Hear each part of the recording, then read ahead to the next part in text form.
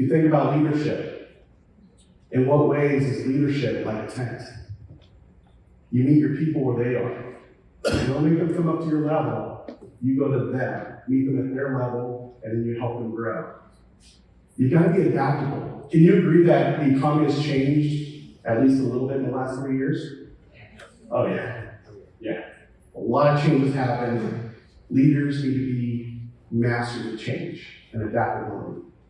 And then the third thing, create that protective environment for your team so that your team feels safe enough to put their ideas out, their best ideas, to find solutions for your organization, for your employees, so that they perform at their best, so that they want to stay and keep working with you. And so that the people on the outside are competing like crazy to get it on the inside.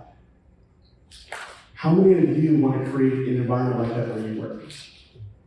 Yeah, and that's why we're going to be talking about tent. The framework, not this shabby thing I just put up here in front of you all.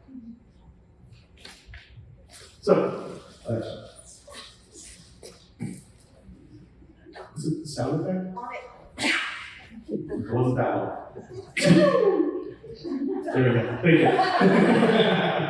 This one's got 4 animations to it. So, if you have, the handout is in the car. So if you had a handout, I would have you flip over to the back side, and from there you would see a grid for SWOT analysis. How many of you know what a SWOT analysis is? All right, just in case, for the folks who raised their hands but they really didn't know, or they were like, I'm not raising my hand. S stands for strengths, so think about what I'm talking about in terms of the work you do. So this talk from here on out has nothing to do with me. The tent is the only thing.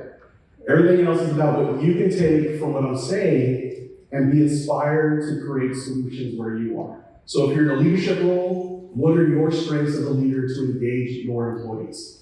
If you're in a role that supports leaders and develops leaders, what are the strengths that your organization has as a whole based on the information you have? And then the next thing, weaknesses. If you're a leader, what are your areas of weakness that you're aware of?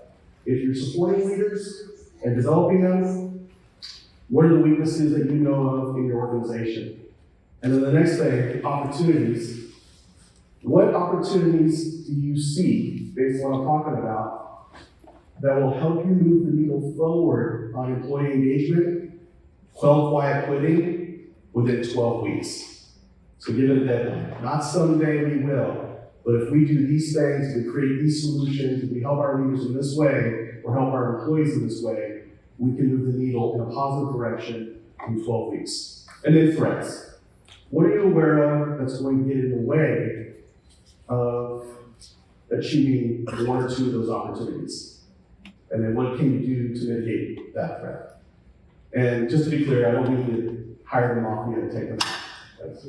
But be aware and have a plan to address those threats.